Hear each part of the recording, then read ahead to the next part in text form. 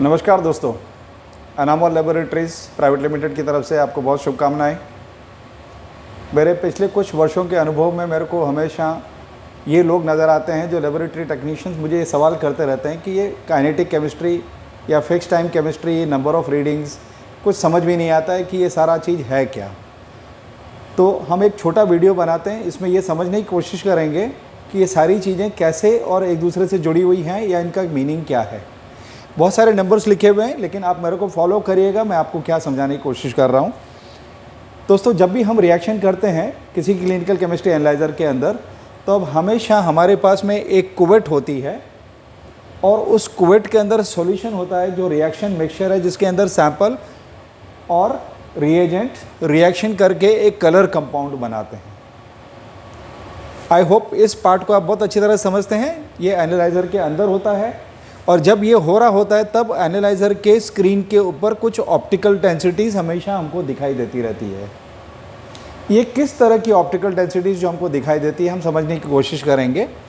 हम पहला केस लेते हैं, जब एक काइनेटिक केमिस्ट्री जैसे जीपीटी या जीओटी या एलडीएच टाइप की रिएक्शंस जब हो रही होती है, तब उसके अंदर क्या हो रहा होता है।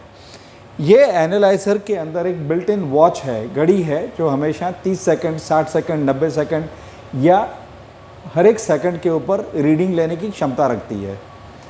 तो दो तरह के एनालाइजर्स होते हैं। पुराने टाइप के एनालाइजर्स के अंदर हमेशा प्रोग्राम में उसको डिले टाइम, रीड टाइम, अलग अलग एनालाइजर्स के अंदर डिले टाइम या रीड टाइम बोला जाता है। अभी ओल्ड एनालाइजर्स के अंदर जब हमको 30 second, 60 second, 90 second, 120 second, 150 second पे जब रीडिंग लेनी होती है, तो इसको ये एनालाइज़र किस तरीके से बात करता है। Delay 30 second, number of readings 5, 1, 2, 3, 4, 5 और इंटरवल मतलब उन दो रीडिंग के बीच का गैप 30 सेकंड, 60 सेकंड, 30 सेकंड का गैप हुआ, 60 और 90 के बीच में 30 सेकंड का और 30 सेकंड का चलते जा रहा है। तो ये ओल्ड तरीके के एनालाइज़र हैं जिसके अंदर उनका प्रोग्राम फीड करने के लिए हमको डिले, नंबर ऑफ़ रीडिंग्स और इंटरवल लिखना होता है। तो ये रिएक्शंस इस तरीके से रीडिंग ली जाती है और वो हमेशा हमको 30 सेकंड का ऑप्टिकल डेंसिटी या 60 सेकंड का या 90 सेकंड का इस तरीके से हमको ऑप्टिकल डेंसिटी बता के ग्राफ प्लॉट करके हमको देगा। दूसरे टाइप के जो एडवांस्ड एनालाइज़र आए हैं, उनके अंदर एक नया वर्जन ये मिलता है हमको कि ये पर्टिकुलर 30 सेकंड पे रीडिंग लेगा और 30 सेकंड के बाद में 31, 32 ऐसे 60 सेकंड तक रीडिंग नहीं लेगा, ऐसा नहीं करता है। ये इमीडिएटली 30 सेकंड पे रीडिंग लेगा, 31 सेकंड पे रीडिंग लेगा। ये वीडियो की तरह हर सेकंड रीडिंग लेता रहता है और उसको जैसे जैसे रीडिंग लेता रहता है उसको ग्राफ में प्लॉट करते जाता है। तो आपको ऐसे एनालाइज़र के अंदर ये सारा concept delay time, number of readings, interval, ये काम नहीं करता है। उसको सिर्फ एक ही इन्फॉर्मेशन चाहिए कि कितने सेकंड के डिले के बाद में कितने मिनट तक वो रीडिंग लेता रहेगा। रीड टाइम बोलते हैं उसको। तो ये रीड टाइम तक रिएक्शन मेज़र करता रहता है और हर एक सेकंड के ऊपर आपको ग्राफ का कर्व साथ में चलता हुआ दिखाई देगा। जबकि पुराने टाइप के एनालाइज़र में ऐसा नहीं होता था, बिकॉज वो रीडिंग 31 सेकंड, 32 सेकंड पे नहीं ले रहा है, तो वो 60 सेकंड्स पे रीडिंग लेगा, उसके बाद सीधा जंप मार के 90 सेकंड्स की रीडिंग दिखाएगा। लेकिन वो भी पुराने टाइप के हो चुके हैं। तो रीड टाइम का एक बड़ा महत्वपूर्ण चीज़ हो चुका है।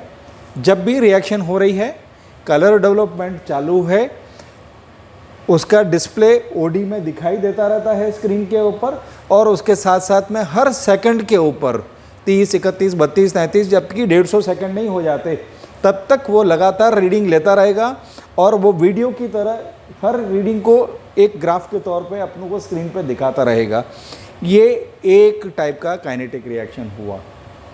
ये टाइप के काइनेटिक रिएक्शन के अंदर सबसे बड़ी गुण क्या है कि इसका स्पीड हर वक्त हमेशा एक जैसा रहेगा। अगर इसका ग्राफ बनाया जाए तो ये ग्राफ समय और एब्जॉर्बेंस के साथ में, एब्जॉर्बेंस वर्सेस टाइम, ये कंटिन्यूसली एक ही स्पीड से ऊपर चलता जाएगा। ये हमारे एंजाइम एसेज जैसे जीपीटी है या जीओटी है या एलडीएच है या सीपीके है, ऐसे एंजाइम्स के अंदर ये ग्राफ बनता रहता है। ये क्यों पॉसिबल है? बिकॉज एंजाइम रिएक्शन के अंदर एंजाइम खुद अपने आप में कभी कंज्यूम नहीं होता है, सबस्ट्रेट ही कंज्यूम होता है। और सबस्ट्रेट किसी भी काइनेटिक रिएक्शन के अंदर एबंडेंट क्वांटिटी, मतलब खूब सारी क्वांटिटी में दिया जाता है, ताकि कभी रिएक्शन एंजाइम के ऊपर ही डिपेंडेंट रहे कि more enzymes more reaction, less enzymes less reaction. Okay, अभी जब भी हमारे काइनेटिक एसिड्स किसी एंजाइम के लिए नहीं होते हैं और वो कोई सबस्ट्रेट एनालाइट जैसा कि क्रिएटिनाइन है, जैसा कि ब्लड यूरिया नाइट्रोजन है, यूरिया है, जो GLDH या यूवी काइनेटिक मेथड से मेजर किया जाता है, तब एंजाइम्स को पता नहीं लगाना है, हमको पता लगाना है कि यूरिया कितना है उस सॉल्यूशन के अंदर या सीरम के अंदर। तो जैसे जैसे रिएक्शन चलेगी वैसे यूरिया ख़त्म होता जाएगा।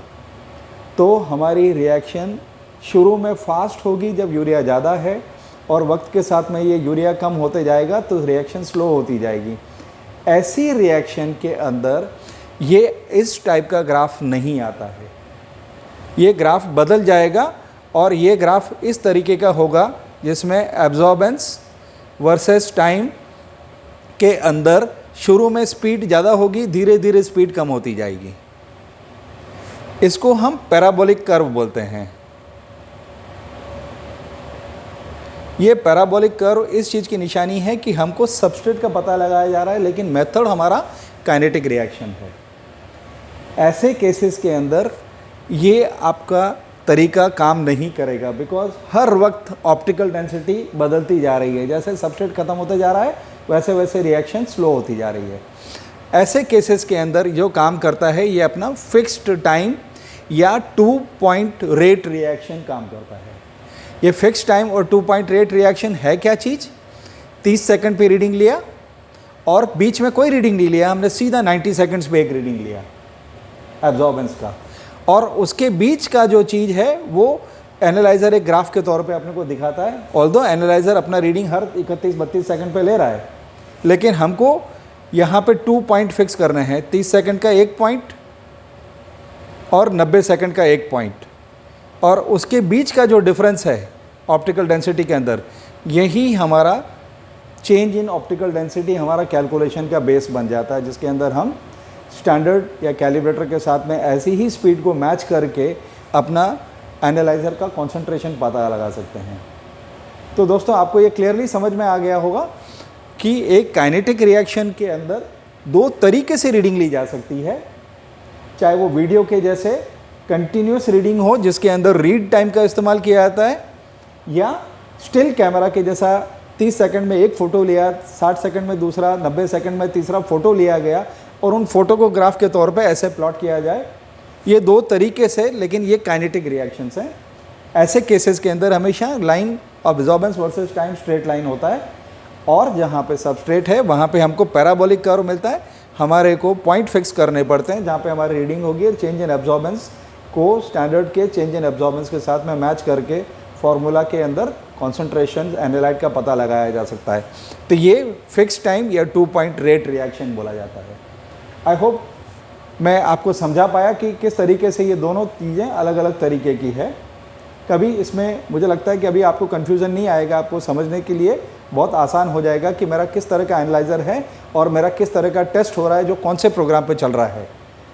अगर आपको इस तरीके और वीडियो चाहिए तो दोस्तों सब्सक्राइब करिए और बेल आइकॉन को प्रेस करेंगे तो ऐसे और वीडियो आएंगे तो आपको नोटिफिकेशन आएगा। Thank you very much.